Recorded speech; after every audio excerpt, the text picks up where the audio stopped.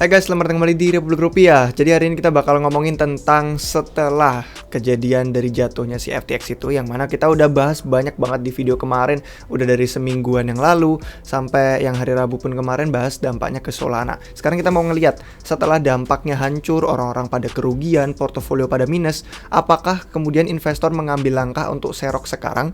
Atau mungkin mereka masih nunggu nambah bubuk amunisi, atau seperti apa langkah-langkah investor yang kadang disebut sebagai smart money di saat pasar seperti ini. Oke, mari kita cari tahu yuk, let's go.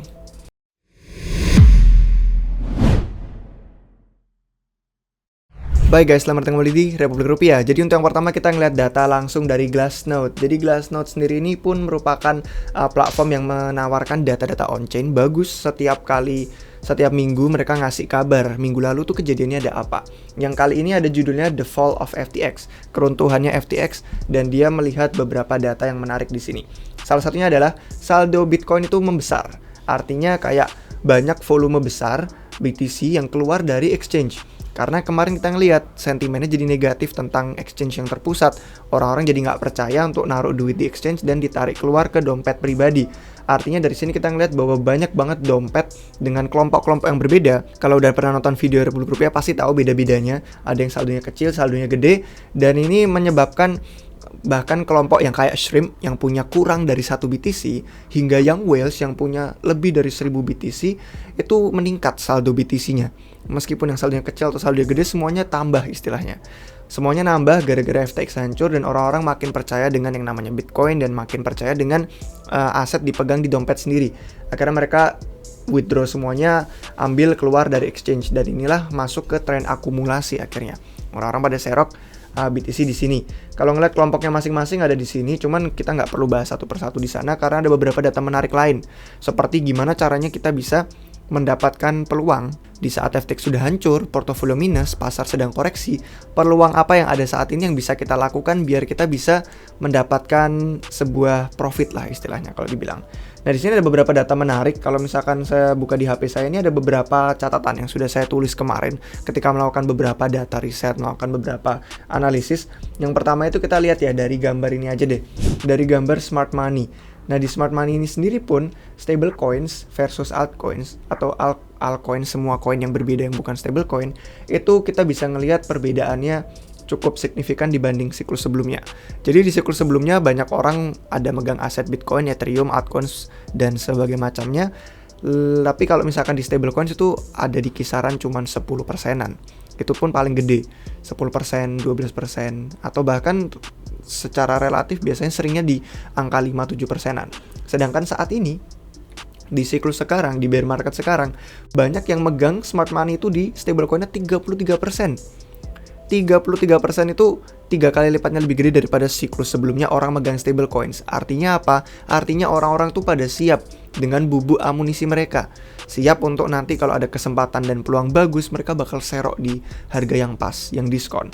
Itulah kenapa ini menarik, karena jumlah stablecoin ini sudah dialokasikan dalam beberapa hari terakhir, dan ini tuh sudah dari 39%-an gitu kan, sampai ke holdingsnya turun ke 22, sekarang di 33%-an. Jadi alokasinya memang sejak pertama bulan Juli, maksud saya minggu pertama bulan Juli itu sudah menandai bottomnya ETH yang orang-orang kemudian pada masuk gitu kan. Dan kalau misalkan kita ngelihat dari historical trade positionnya, kita bisa ngomongin ini sebagai posisi orang dagang secara historis lah. Kita ngelihat data dari year to date, artinya dari awal tahun ini sampai hari ini. Nah itu kebanyakan itu pada nge-short gitu kan, dengan bersih sekitar minus 20%-an. Dan sebenarnya dari orang-orang yang pada nge-short ini, artinya mereka sudah merasakan sentimen bearish. Dan sebenarnya ya, untuk sebagai aset yang bagus, dan orang-orang punya sentimen bearish kemudian pada ngambil posisi short, itu sebenarnya malah peluang yang bagus dimana kita bisa menyapu bersih investor yang pada takut, trader jangka pendek yang pada takut untuk keluar dari posisi mereka. Akhirnya kita bisa merasakan harga yang lebih mantap untuk kita ambil tuh. Dan itu jadi membantu untuk kita bisa nyentuh bottomnya nanti entah kapan di mana. Kalau kita ngeliat datanya dari GMX sendiri, ini sebenarnya data yang paling bearish, sentimen paling bearish untuk seluruh tahun 2022 ini. Dan kita tahu sendiri ya, kemarin gara-gara di centralized exchange pada hancur, orang-orang kalau mau leverage akhirnya pada beralih ke DYDX dan GMX. Kalian lihat kemarin harganya DYDX GMX pada terbang kemarin. Meskipun memang cuma sekian persen doang, tapi setidaknya orang-orang jadi positif menggunakan decentralized finance, menggunakan DeFi untuk bisa menggunakan leverage daripada bergantung pada kayak yang terpusat. Nah itulah kenapa gara-gara kemarin udah sempat terbang dikit orang-orang pada TP, terus sekarang positioningnya jadi bearish dari seluruh tahun 2022 ini. Dan biasanya ya kalau kita ngeliat data secara historis, setiap kali orang merasa bearish, merasa negatif, itu biasanya secara jangka pendek, short term, itu ada peluang untuk terbang. Dan peluang terbangnya itu yang biasanya go higher, lebih tinggi daripada titik di saat mereka lagi pada kena short itu. Dan kalau misalkan kita ngelihat dari funding rates-nya ETH sendiri, ini negatif loh. Kalian bisa ngeliat sendiri ini di gambar gitu kan, ini negatif. Dan kalau misalkan kita ngeliat dia negatif, artinya sangat-sangat hyper bearish. Super banget orang merasa bahwa, ya istilahnya apa ya, lebay sih, tapi kayak inilah akhir dunia, akhir kripto. Padahal justru disinilah munculnya banyak peluang menarik dengan harga diskon. Kalau kita ngeliat dari data on-chain likuidasi, ini kan kadang kita takut ya, gimana dong kalau pada orang-orang tuh kena likuidasi, nanti pasar jadi efek domino, makin bearish, makin hancur. Nah, level-level likuidasinya ini sebenarnya tidak ada yang dekat dengan harga ETH sekarang. Jadi kita aman sejauh ini. ETH sekarang lagi trading di harga mana itu nggak ada likuidasi, kecuali turun sampai 3 digit di 800-an. Kalau sudah sampai ke harga 800 Ethernya, itu yang kena likuidasi bisa sampai 50 juta dolar. Sampai 50 juta dolar. Dan kalau misalkan kita balik ke bulan Juni gitu kan, bulan Juni yang kemarin kita koreksi parah, itu si pasar bener-bener sudah level likuidasinya gede banget. Padahal di harga Ethereum yang cuman nyentuh 1000 dolar, 900 dolar. Sekarang harus turun sampai jauh banget ke 800 baru kena likuidasi banyak. Nah kita nggak tahu ya apakah bakal terjadi atau enggak. Cuman titiknya di sana likuidasinya.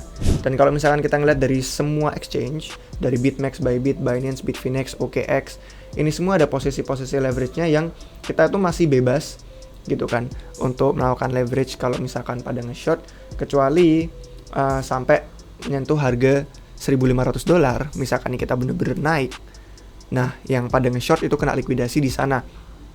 Jadi kalau yang pada nge-short kena likuidasi di 1.500 itu baru kerasa efek dominonya gede karena kekuatannya ada di sana kalau kita ngelihat di chart. Nah, terus kalau misalkan ngelihat dari saldonya exchange yang pada keluar, token flow value, ini adalah arus token lah istilahnya. Dan itu sekitar 6 miliaran gitu kan, outflow atau arus keluar. Kelihatan orang-orang udah pada ya udahlah, centralized exchange pada nggak bener, gimana kita bisa percaya. Akhirnya sekarang jadi banyak kalian ngeliat di Twitter, di Instagram pada nanya proof of reserve kan, pada minta cadangan asetnya berapa, apakah dana nasabah aman. Akhirnya sekarang sentimennya semua itu dana pada dikeluarin, withdraw. Belum kita ngelihat banyak-banyak nama exchange selain dari FTX yang kena rumor-rumor juga, desas-desusnya pada bangkrut juga, dan akhirnya makin negatif lah rumornya istilahnya. Nah cuman ya guys, kalau misalkan kita ngelihat tadi kan ada banyak tuh peluang. Kalau kita ngelihat secara historis memang kadang misalkan lagi bearish-bearishnya itu ada lonjakan dikit go higher, dimana kita kalau misalkan ya banyak dari kalian yang trading jangka pendek. Saya sendiri sih enggak. Cuman kalau misalkan menemukan peluang di sini ada. Dan kadang bahayanya itu adalah banyak orang yang hyper bearish yang pada sentimennya negatif terus pada nge-short, dipikirnya mereka tuh ngerasa oh ini udah scam, ini udah jelas pasti hancur, kayak kemarin Celsius, Luna, FTX. Tapi banyak yang nge-short malah kena likuidasi. Ini yang dibagikan oleh GCR. Kalau kalian sudah lama di crypto tahu seberapa legendnya dia, trader GCR ini. Dia bilang bahaya tahu kalau kita nge-shorting dengan pikiran bahwa ini udah jelas scam, udah jelas penipuan, pasti harganya turun ke 0. Terus kita nggak sadar bahwa pasar tuh memang predator, serem, bahaya banget. Kemarin contohnya Celsius gitu kan, orang pada nge-short ternyata ngepam dikit, akhirnya kena likuidasi, hilang duitnya, ludes. Luna juga sama, orang-orang pada nge-short setelah bangkrut dipikir bisa langsung turun ke 0, ternyata ngepam dikit harganya positif, akhirnya yang nge-short kena likuidasi, ludes juga duitnya. Nah, jadi kalau misalkan kita merasa kita punya pengalaman mungkin dalam trading jangka pendek, tahu gimana baca chart segala macam, silakan. Tapi kalau nggak profesional, jangan kita sekali-sekali bermain-main bahaya dengan nebak-nebak arah gerakan pasar, karena itu bahaya banget. Kalau misalkan kita lihat dari high level, semua ini kembali kepada satu aset yang paling penting. Satu aset yang sebenarnya dengan semua keterpusatan dan kita mau menggunakan aset produk keuangan secara desentral, itu tidak lain tidak bukan utamanya ada di Ethereum. Blockchain smart contract yang paling utama, paling aman. Dan kalau kita ngelihat dengan semua aktivitas on-chain tadi ya, ini semua aktivitas on-chain yang barusan kita bagikan di episode ini, semuanya kembali ke Ethereum nilainya. Semakin penggunaan Ether itu tinggi, semakin banyak yang dibakar dan akhirnya dia jadi deflasi. Lihat nih, kemarin kalau nggak ada merge, kalau proof of work itu bener-bener melonjak tinggi banget supply-nya. Sekarang artinya mereka malah berkurang supply-nya, karena ini merupakan net jumlah supply yang sama, ini jumlah supply yang bertambah. Dan sekarang gara-gara udah banyak yang pakai aktivitas blockchain di Ethereum, akhirnya kebakar banyak banget Ether, sekarang deflasi. Supply-nya malah berkurang setelah the merge, bukan bertambah supply-nya. Hebat ya. Jadi memang kalau misalkan kita mau melihat dari segi panjangnya aja, peluang yang paling bagus itu adalah memegang Ether sebagai aset yang aktif kita gunakan untuk blockchain desentral. Kalau misalkan kita sudah mau berpaling dari yang namanya centralized exchange yang terpusat segala macam, kita mau masuk ke DeFi, itulah utamanya ekosistem ada di sana, duit ada di sana, pengguna ada di sana, developer ada di sana, bahkan semua blockchain yang bersaing, yang berusaha jadi kompetitor, semuanya juga pada nyari jembatan ke Ethereum, entah bikin yang kompatibel dengan EVM, entah bisa ada bridge atau apalah, segala macamnya pasti nyari pengguna dan likuiditas dari Ethereum. Utamanya memang di sana. Dan kalau kita mau megang dari jangka pendek dan dari jangka panjang, kita mau pasif atau aktif menggunakan Ether, ini lebih menguntungkan daripada mencoba menerka bottom, cari-cari prediksi, tarik-tarik garis gitu kan, berusaha untuk memahami bahwa peluang ini lebih baik. Kalau profesional silakan, dan itu bisa swing trade gitu kan, scalping itu bisa menguntungkan. Tapi kalau nggak profesional sebaiknya jangan, karena banyak banget bahayanya. Bahkan trader legendaris kayak JCR tadi aja bilang peringatan seperti itu. Nah, cuman hal yang terakhir sebelum kita tutup video hari ini adalah kalian jangan lupa nonton banyak video kami sebelumnya yang membahas tentang airdrop. Sekarang tuh lagi banyak guys peluang-peluang yang bisa kita lakukan dengan airdrop. Lagi ada banyak proyek-proyek baru layer 1 atau roll up layer 2 yang kita udah bikin banyak banget videonya kemarin. Ada Arbitrum Optimism kemarin, Optimism udah airdrop, Arbitrum belum. Zcasing sama Stacknet kita udah kasih informasinya, Zcasing baru aja sama Stacknet konfirmasi tokennya sudah akan siap gitu kan, dan 2/3 dikasih ke komunitas. Jangan sampai kalian ketinggalan airdropnya juga. Terus ada Fuel Celestia untuk blockchain modular, ada Sui, ada Sei, ada banyak banget. Kalau misalkan kalian mau tahu lebih lanjut, semua daftar-daftarnya itu ada di dashboard member RR kita. Kalau mau gabung bisa cek deskripsi di bawah untuk konten tambahan, konten lanjutan. Cuman kalau misalkan mau lihat yang gratis, ada di video YouTube. Cuman kan tinggal perlu scroll aja di channel kami. Banyak banget kok videonya tentang airdrop, dan disitulah kalian bisa mendapatkan profit meskipun sentimen pasar lagi bearish dan kita merasa seperti portofolio nggak ada harapannya lagi. Kurang lebih sekian guys dari kami hari ini, semoga bermanfaat untuk kalian. Kalau suka jangan lupa kasih jempolnya, dan kalau nggak mau ketinggalan video terbaru, kalian bisa subscribe ke channel YouTube Republik Rupiah. Terima kasih untuk yang sudah nonton sampai akhir semuanya. Sampai jumpa kalian semua lagi di video yang berikutnya. Cheers.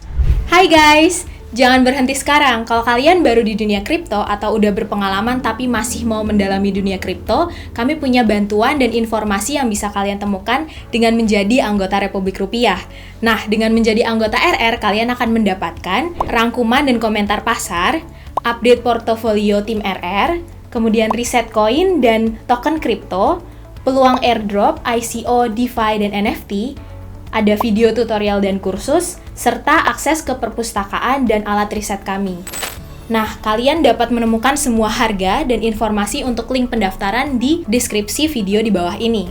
Nah, di website republikrupiah.com kami juga punya artikel berita gratis, blog gratis, dan link ke semua video YouTube kami.